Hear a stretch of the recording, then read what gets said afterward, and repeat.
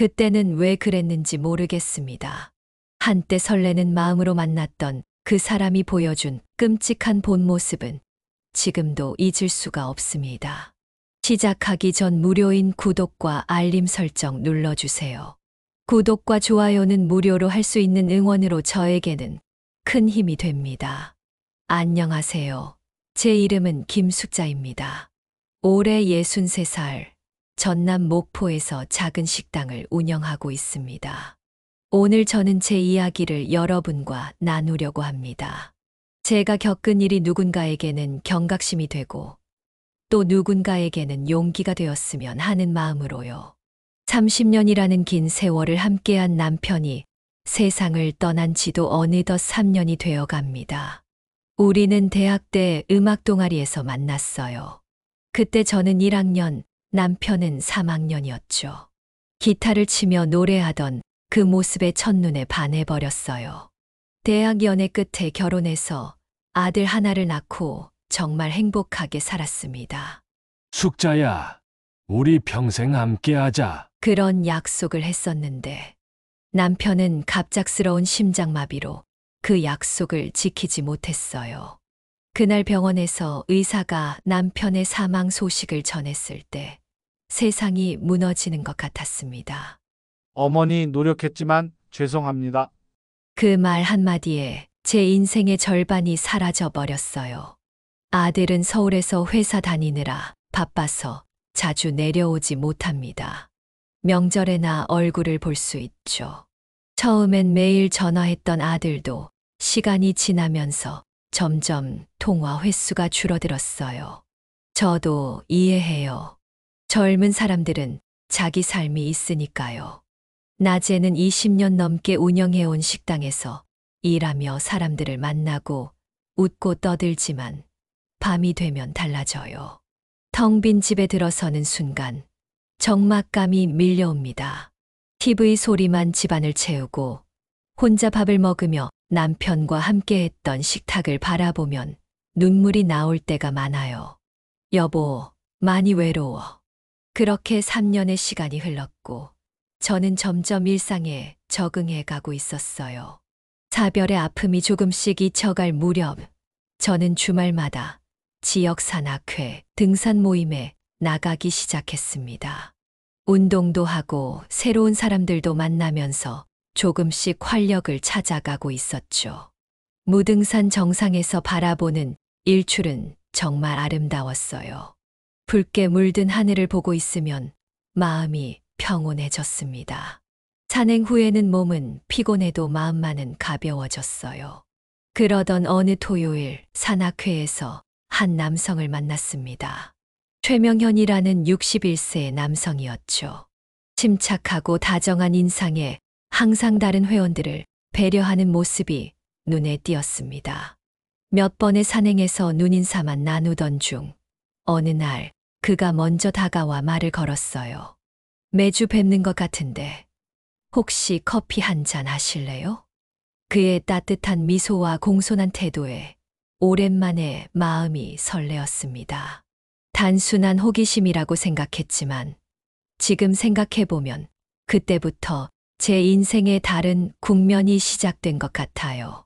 최명현 씨는 자신을 전직 대기업 임원이라고 소개했어요. 커피를 마시며 나눈 첫 대화에서 그는 풍부한 경험과 안정된 퇴직연금으로 여유로운 노후를 보내고 있다고 말했습니다. 차분하고 신중한 첫인상과는 달리 말투가 달콤해서 듣고 있으면 마음이 따뜻해졌어요. 숙자 씨는 정말 고생이 많으셨네요. 혼자서 식당도 운영하시고 참 대단하신 분이에요. 그의 칭찬에 부끄러워하면서도 속으로는 기뻤어요. 오랜만에 누군가가 나를 여자로서 바라봐 주는 느낌이었으니까요. 그 후로 산행이 끝나면 항상 함께 차를 마시며 대화하는 시간이 늘어났습니다. 처음에는 가벼운 대화였지만 점점 서로의 과거와 아픔, 그리고 꿈에 대해 이야기하게 되었어요. 명현 씨도 저처럼 혼자였어요. 10년 전에 아내와 이혼했다고 했죠. 자녀는 없다고 했고요. 그래서인지 서로의 외로움을 더 잘 이해할 수 있었던 것 같아요. 한 달쯤 지났을 때 명현 씨는 제 식당을 찾아왔어요. 그날부터 거의 매일 저녁 식사 시간에 들러 밥을 먹고 가게 문을 닫을 때까지 기다렸다가 집까지 데려다 주곤 했습니다. 밤마다 전화해서 잘 자라고 인사하는 것도 잊지 않았어요. 숙자 씨, 오늘도 수고 많으셨어요. 잘 주무세요. 이런 다정한 말 한마디가 저에게는 큰 위로가 되었습니다. 매일 밤 그의 목소리를 들으며 잠드는 것이 행복했어요. 그렇게 우리의 관계는 눈에 띄게 빠르게 발전했습니다. 한 달 반이 지났을 무렵, 저는 아들에게 명현 씨의 존재를 털어놓았어요. 아들은 처음에 약간 당황한 눈치였지만 엄마가 새로운 인연을 만난 것에 대해 축하해 주는 듯 했습니다. 하지만 통화가 길어지면서 아들의 목소리에 걱정이 묻어났어요. 엄마, 그렇게 급하게 관계를 진전시키는 게 과연 괜찮은 걸까요? 그분은 정말 믿을 만한 사람인가요? 아들의 질문에 저는 약간 짜증이 났어요. 마치 내가 판단력이 없는 어린아이 취급을 받는 것 같았거든요. 엄마가 어린애니? 사람 보는 눈은 있어. 하지만 아들은 계속해서 걱정스러운 이야기를 했습니다. 최근 뉴스에서 본 노년층을 대상으로 한 재혼 사기 사례를 이야기하더군요.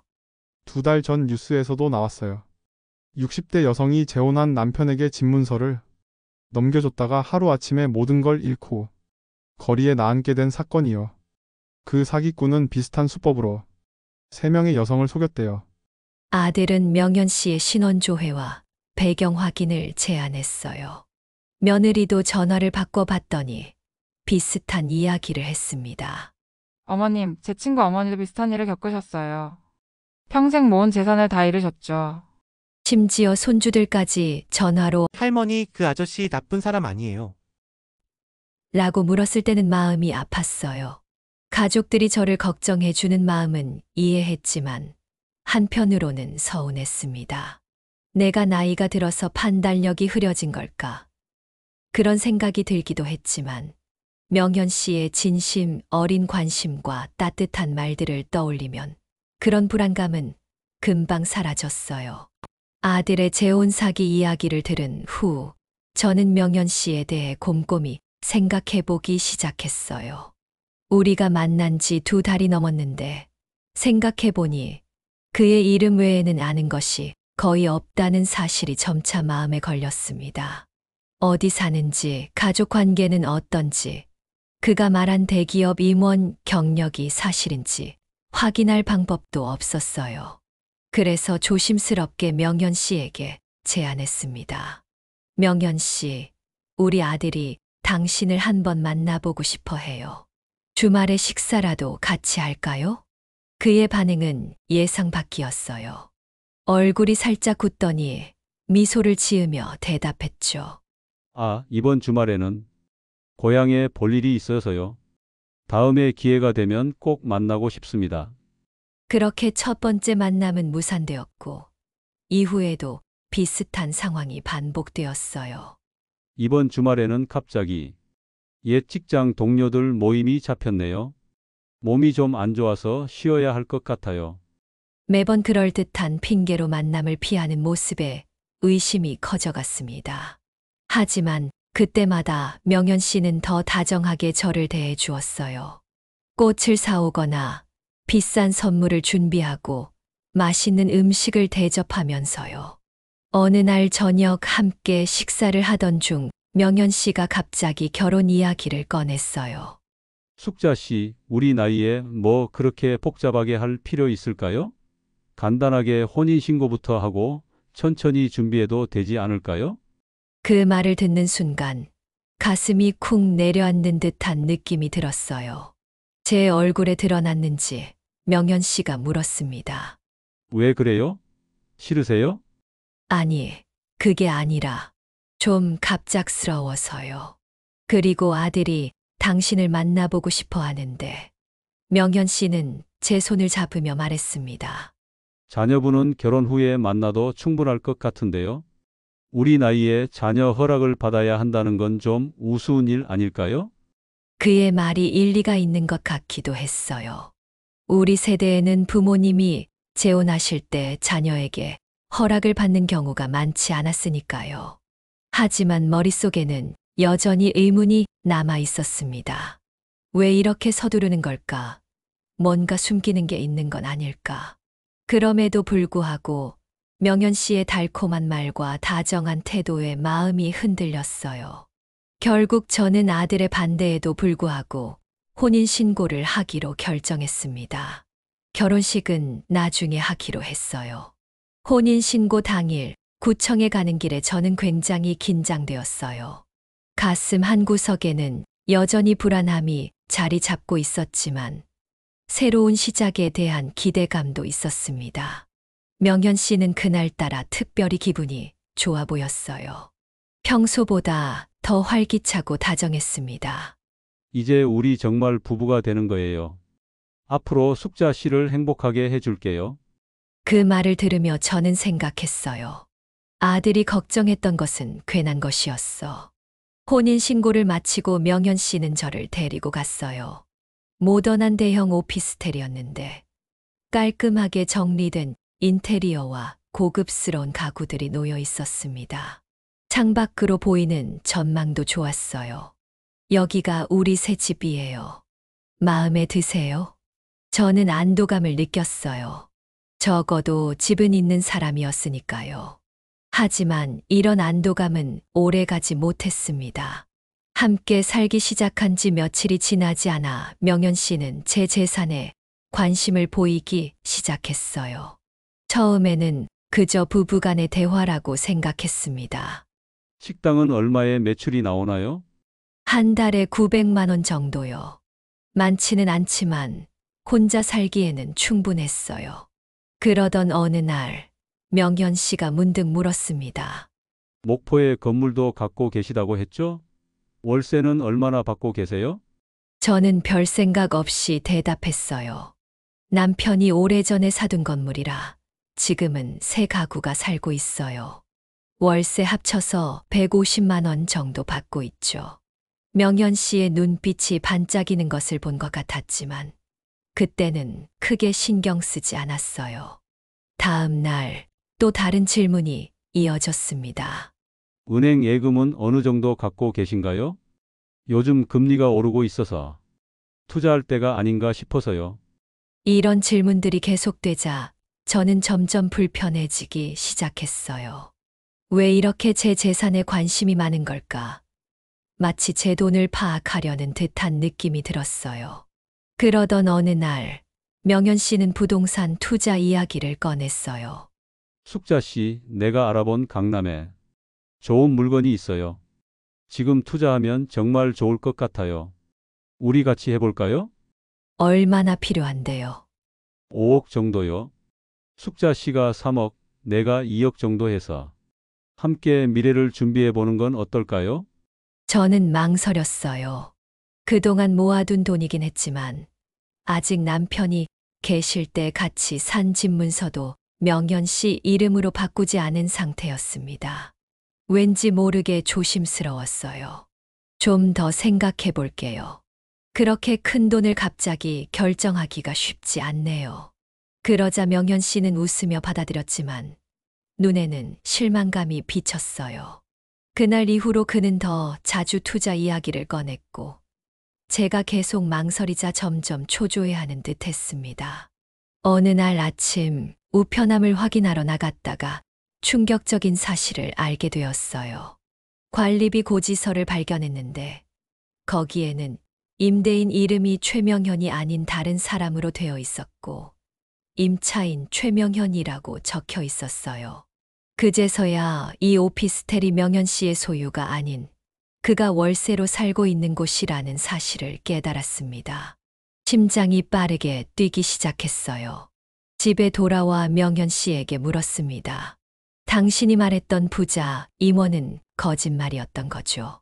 명현 씨는 당황한 기색이 역력했어요. 말을 더듬으며 변명했습니다. 아니, 그게 최근에 투자가 좀 잘못되어서 일시적으로 자산을 정리했을 뿐이에요. 곧 다시 회복될 거예요. 그의 말을 들으며 저는 속으로 생각했어요. 아들이 우려했던 것이 맞았던 걸까? 내가 사기꾼에게 속은 걸까? 그날 밤 저는 불안한 마음으로 잠을 이루지 못했어요. 자는 척하며 명현 씨의 행동을 지켜보았습니다. 그는 제가 잠들었다고 생각했는지 조용히 일어나 거실로 나가 누군가와 전화를 하고 있었어요. 아직 돈은 못 받았어. 이 여자가 생각보다 경계심이 강해. 좀 더 시간이 필요할 것 같아. 그 말을 듣는 순간 온몸에 식은땀이 흘렀어요. 제 불안감이 현실이 되어가고 있었던 거예요. 하지만 아직 확실한 증거가 없었기에 다음 날 아침 마치 아무 일도 없었던 것처럼 행동했습니다. 이후 명현 씨는 더욱 노골적으로 부동산 투자를 권유하기 시작했어요.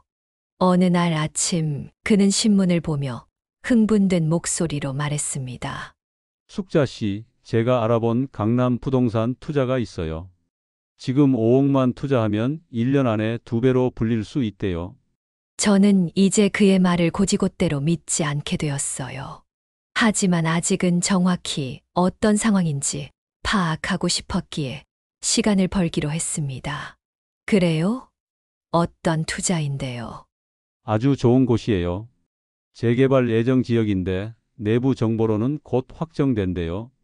지금 들어가면 대박이죠. 제가 망설이자 그는 더 적극적으로 설득했어요. 내가 대기업에 있을 때 알게 된 정보예요.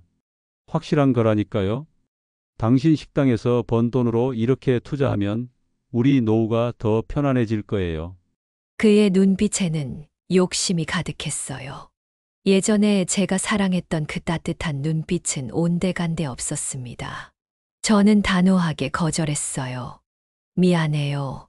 그 돈은 아들 결혼 자금으로 모아둔 거라 함부로 쓸 수 없어요. 그 순간 명현 씨의 표정이 돌변했어요.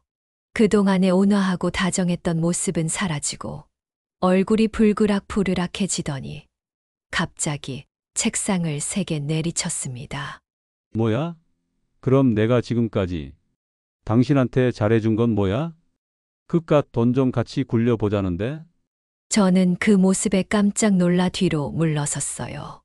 하지만 명현 씨는 제 팔을 세게 잡았고 그 힘이 너무 강해서 팔에 멍이 들 정도였습니다. 당신 혼자 잘 살겠다고? 내가 얼마나 어려운 상황인지 알아? 이제 와서 당신만 쏙 빠지겠다고? 그리고는 식탁에 있던 유리잔을 집어 벽에 던져 산산조각 냈어요. 깨진 유리 조각들이 사방으로 튀었고 그 중 하나가 제 발등에 떨어져 작은 상처를 냈습니다. 저는 공포에 질려 화장실로 도망쳤어요. 문을 잠그고 안에서 떨리는 손으로 눈물을 훔쳤습니다. 내가 뭘 한 거지? 이 사람이 정말 내가 알던 그 사람이 맞나? 화장실 안에서 한참을 울고 있는데 밖에서 명현 씨의 목소리가 들렸어요. 숙자 씨, 미안해요. 내가 너무 흥분했네요. 제발 나와요.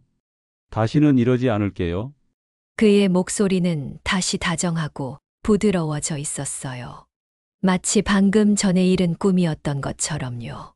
하지만 저는 이제 그 연기에 속지 않았습니다. 그가 보여준 진짜 모습을 본 순간 모든 것이 명확해졌어요. 결국 한참 후에 화장실에서 나왔고 명현 씨는 마치 아무 일도 없었던 것처럼 다정하게 대해 주었어요. 심지어 깨진 유리잔도 깨끗이 치워두었고 제 발의 상처도 걱정해 주었습니다. 많이 다쳤어요? 정말 미안해요. 내가 스트레스를 너무 많이 받아서 그만. 다시는 이런 일 없을 거예요. 그의 말의 겉으로는 고개를 끄덕였지만 속으로는 이미 결심을 굳혔어요. 이곳을 떠나야 해. 더 이상 이 사람과 있으면 안 돼. 그날 밤부터 명현 씨는 점점 제 일상을 통제하기 시작했어요. 주말마다 함께했던 등산 모임에 참석하지 못하게 했고 친구들과의 만남과 통화도 감시하기 시작했습니다. 그 친구들 중에 돈 빌려달라고 하는 사람 없어요? 요즘 사기꾼들이 친구인 척하는 경우가 많아서요. 특히 아들과의 연락을 제한하려는 모습이 눈에 띄었어요. 처음에는 넌지시 말하더니 나중에는 노골적으로 압박했죠. 아드님이 자꾸 연락하시면 우리 신혼생활에 방해가 돼요. 좀 줄여주시면 안 될까요? 제가 아들에게 전화할 때면 곁에 앉아서 대화 내용을 듣고 때로는 통화 중에 전화를 끊으라는 손짓을 했어요. 한 번은 제가 아들과 이야기하고 있을 때 갑자기 전화를 빼서 끊어버리기도 했습니다. 왜 전화를 끊어요? 당신이 아들이랑 통화할 때마다 우울해 보여서요. 그리고 통화 후에는 항상 나한테 냉정하게 구는 것 같고 명현 씨는 또한 제 통장 비밀번호 변경을 요구했어요. 우리가 부부인데 비밀번호를 왜 따로 써요? 혹시 나를 못 믿는 건가요? 그리고 가장 이상했던 것은 제 스마트폰을 더 단순한 것으로 바꾸라고 압박한 일이었어요. 요즘 스마트폰은 너무 복잡해서 나이 먹은 사람들이 사기 당하기 쉬워요. 버튼식 폴더폰이 더 안전할 것 같은데요. 이런 통제가 심해질수록 저는 점점 고립감을 느꼈어요. 외부와의 연락이 끊어지는 것이 무척 불안했습니다. 이제는 명현 씨가 잠시 나가 있을 때만 아들에게 짧게 전화를 할 수 있었어요. 그러던 어느 날, 명현 씨가 새로운 전략으로 접근했어요. 어둡고 무거운 표정으로 집에 들어온 그는 한참 동안 말이 없다가 갑자기 한숨을 내쉬었습니다. 사실 말하기 어려운 일이 있어요. 그의 목소리는 떨리고 있었어요. 저는 또 무슨 투자 이야기를 꺼낼까 경계했지만 그가 하는 말은 예상 밖이었습니다. 제 동생이 큰 병에 걸려서 수술을 해야 하는데 보험이 안 되는 수술이라 비용이 많이 들어요. 제 연금으로는 감당이 안 돼서. 처음 들어보는 동생 이야기였어요. 그동안 가족 이야기는 거의 하지 않았는데 갑자기 동생이 나타난 것이 의아했지만 그 순간에는 그저 걱정스러운 마음이 먼저 들었습니다. 명현 씨는 눈물을 글썽이며 제 손을 잡았어요. 7천만 원만 빌려주시면 수술 후에 꼭 갚을게요. 동생이 죽을지도 모른다는데 너무 힘들어요. 그의 슬픈 모습에 제 마음이 약해졌어요. 아무리 의심스러운 점이 많아도 사람의 생명이 걸린 문제라면 도와야 하지 않을까 하는 생각이 들었습니다. 그래요. 내일 은행에 가서 돈을 찾아올게요. 명현 씨는 기뻐하며 제 손에 입을 맞추었어요. 그날 밤 그는 오랜만에 술을 마시며 동생 이야기를 했습니다. 하지만 이상하게도 구체적인 병명이나 입원한 병원 이름은 말하지 않았어요. 제가 물어보자 얼버무리며 대답을 회피했습니다.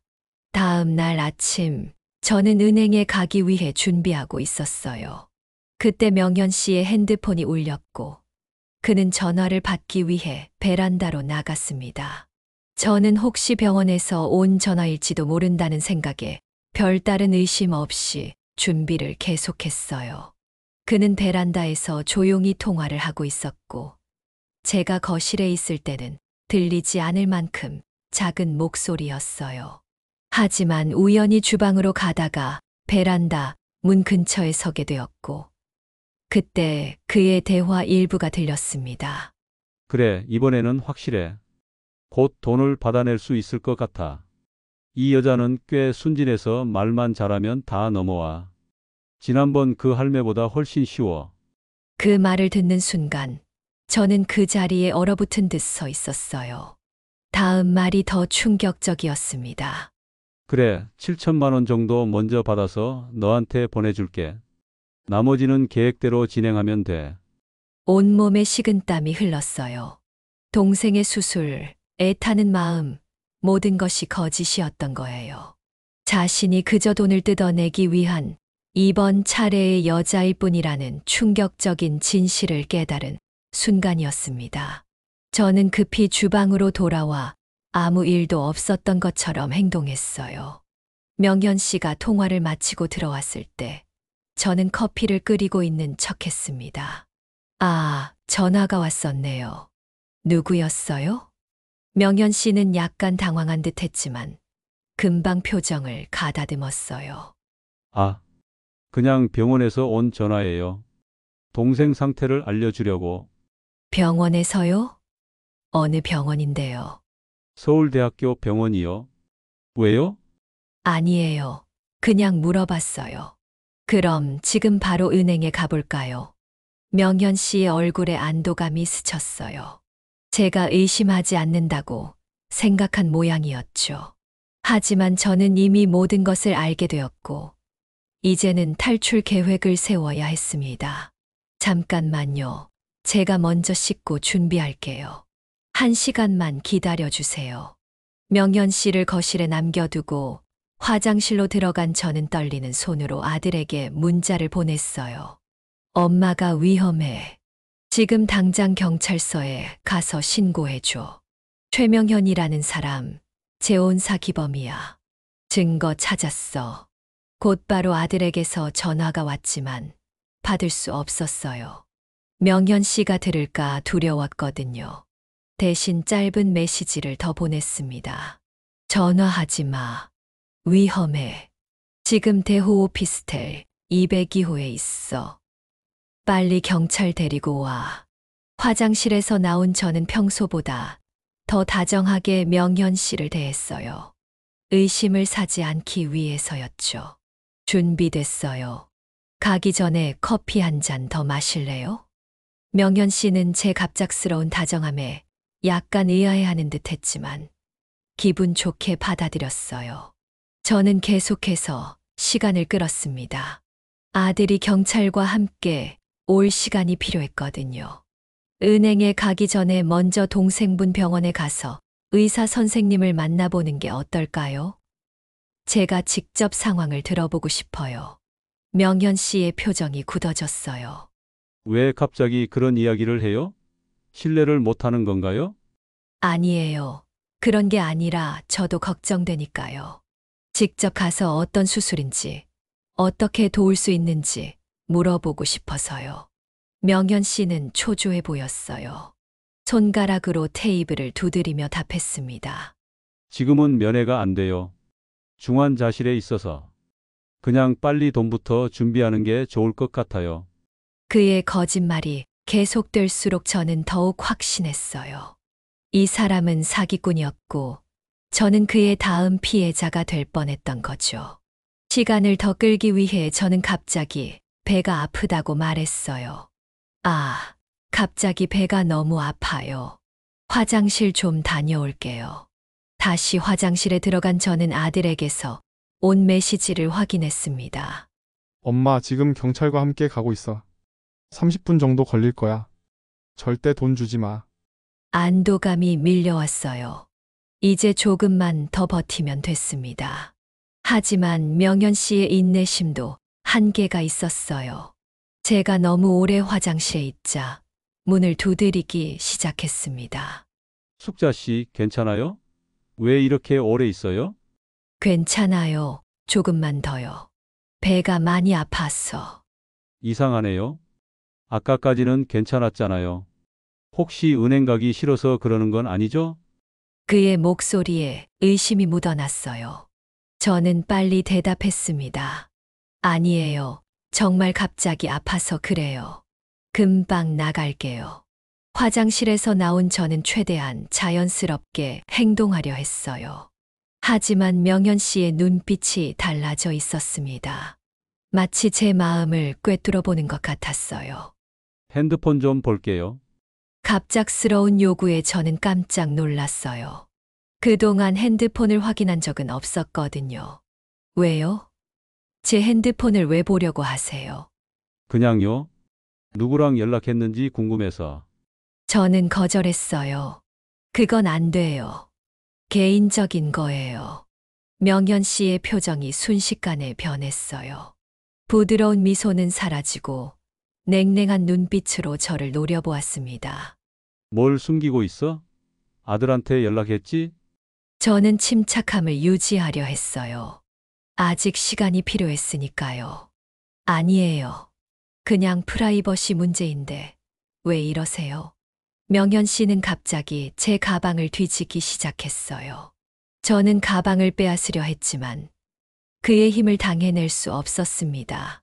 결국 그는 제 핸드폰을 찾아냈고 화면을 켰을 때 아들과의 메시지가 그대로 보였어요. 이게 뭐야? 경찰? 날 사기꾼이라고 했어? 명현 씨의 얼굴이 분노로 일그러졌어요. 제 팔을 강하게 잡아당기며 소리쳤습니다. 멍청한 짓을 했군. 내가 얼마나 무서운 사람인지 모르는 거지? 저는 공포에 질렸지만 이제 와서 물러설 수는 없었어요. 놓으세요. 당신 말 다 들었어요.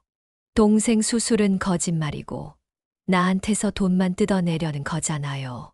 그 말에 명현 씨는 잠시 멈칫했다가 곧 제 팔을 끌고 현관으로 향했어요. 저는 온 힘을 다해 저항했지만 남자의 힘을 이길 수 없었습니다. 그때 문득 머릿속에 생각이 스쳤어요. 화장실 세면대 위에 있던 머리 말리는 드라이기. 잠깐만요. 가방을 가져가야 해요. 통장이 거기 있으니까. 명현 씨는 잠시 망설이다가 저를 놓아주었어요. 가방을 가지러 간다는 핑계로 화장실로 향했고 그는 현관에서 저를 기다렸습니다. 화장실에 들어간 저는 손이 떨려 쓰러질 것 같았지만 정신을 가다듬었어요. 문을 살짝 열어 밖을 살펴보니 명현 씨가 초조하게 서성이고 있었습니다. 그때 현관 밖에서 소리가 들렸어요. 누군가 문을 두드리는 소리였습니다. 명현 씨가 문을 향해 걸어가는 것이 보였어요. 순간적으로 제 심장이 빠르게 뛰었습니다. 아들이 정말 경찰을 데리고 온 걸까? 경찰입니다. 문 열어주세요. 분명한 경찰의 목소리에 희망이 솟구쳤어요. 명현 씨의 얼굴이 순식간에 창백해졌습니다. 그는 당황해서 이리저리 둘러보더니 갑자기 베란다 쪽으로 달려갔어요. 도망치려는 것 같았습니다. 저는 재빨리 화장실에서 나와 현관으로 향했어요. 여기에요. 도와주세요. 소리치며 문을 열었습니다. 경찰관들이 즉시 안으로 들어왔습니다. 그때 명현 씨가 베란다에서 돌아와 저를 노려보았어요. 그의 얼굴은 분노로 일그러져 있었습니다. 이런 미친 여자가. 내가 너를 그냥 두지 않을 거야. 경찰은 명현 씨를 체포했고 그 뒤로 제 아들이 달려들어와 저를 꼭 안아주었어요. 엄마, 괜찮아? 다치지 않았어요? 눈물이 쏟아져 나왔어요. 극도의 공포와 긴장 속에서 버티다가 이제야 안전하다는 안도감에 모든 감정이 한꺼번에 터져 나왔습니다. 경찰은 명현 씨를 체포했고 저는 아들과 함께 경찰서로 향했어요. 그곳에서 저는 충격적인 사실을 더 알게 되었습니다. 최명현은 이미 여러 명의 여성들에게 같은 수법으로 접근해 재산을 갈취한 전과자였어요. 주로 60대 이상의 홀로 사는 여성들을 노렸고 산악회나 노래교실 같은 취미 모임에서 피해자를 물색했다고 합니다. 그리고 저와 똑같은 방식으로 접근했죠. 다정한 태도와 달콤한 말로 마음을 얻고 급속도로 관계를 진전시킨 후 결혼을 서두르는 패턴이었습니다. 경찰에 따르면 최근 3년간 5명의 여성이 그에게 속아 재산을 잃었다고 해요. 그 중 한 분은 집까지 날리고 친척 집을 전전하며 지내고 계시다는 이야기를 들었을 때 저도 그런 상황이 될 뻔했다는 생각에 오싹했습니다. 아들은 제 옆에서 계속 손을 잡아주며 말했어요. 엄마 정말 다행이에요. 만약 엄마가 그 메시지를 보내지 않았다면 저는 겨우 웃으며 대답했죠. 괜찮아. 이제 다 지나갔어. 그날 밤 저는 아들 집에서 묵었어요. 오랜만에 안전하게 잠을 잘 수 있었습니다. 다음 날 아침 저는 목포로 돌아가기로 결심했어요. 제 일상으로, 제 공간으로 돌아가고 싶었거든요. 엄마 당분간 서울에서 우리랑 같이 지내는 건 어때요? 아들의 제안을 고맙게 생각했지만 저는 고개를 저었어요. 아니, 엄마는 내 집이 있고 내 식당이 있잖아. 거기가 내 삶이야. 아들 내외와 작별 인사를 하고 목포행 기차에 오르면서 저는 생각했어요. 이 경험이 저를 약하게 만들지는 않을 거라고요. 오히려 더 강하게 만들 거라고. 목포에 도착해서 가장 먼저 한 일은 식당으로 가는 것이었어요. 제가 없는 사이 직원들이 잘 지켜주었더군요. 모든 것이 그대로였습니다. 손님들도 반갑게 맞아주셨고요. 어머, 사장님, 어디 가셨다 오셨어요? 보고 싶었어요. 처음에는 제 경험을 누구에게도 말하지 않았어요. 부끄럽기도 했고 상처가 아직 생생했거든요. 하지만 시간이 지나면서 저와 비슷한 처지의 다른 여성들에게 경각심을 주고 싶다는 생각이 들었습니다. 한 달 후, 저는 예전처럼 등산 모임에도 다시 나가기 시작했어요. 산에 오르면서 느끼는 상쾌한 공기, 정상에서 바라보는 전망, 이런 것들이 저에게 활력을 주었습니다. 노래교실도 다시 시작했고요. 어느 날 노래교실에서 저와 같은 또래의 한 여성분이 접근해 오셨어요. 저, 혹시 시간 되실 때 커피 한 잔 할까요? 상담 좀 받고 싶어서요. 그분과 이야기를 나누면서 알게 되었죠. 그분도 최근에 비슷한 경험이 있었다는 사실을요. 다행히 아직 초기 단계였고, 제 이야기를 들은 후 그분은 즉시 그 남자와의 연락을 끊었다고 합니다. 그때 저는 결심했어요. 제 경험을 더 많은 사람들과 나누기로요. 그래서 이렇게 영상으로 제작하게 되었습니다. 여러분, 제 이야기가 누군가에게는 경고가 되고 또 누군가에게는 용기가 되었으면 좋겠어요. 나이가 들었다고 판단력이 흐려지는 것은 아니지만 외로움이 우리를 때로는 맹목적으로 만들 수 있다는 것을 기억해 주세요. 이 영상이 도움이 되셨다면 구독과 좋아요 버튼 눌러주시고 알림 설정도 해주세요. 감사합니다.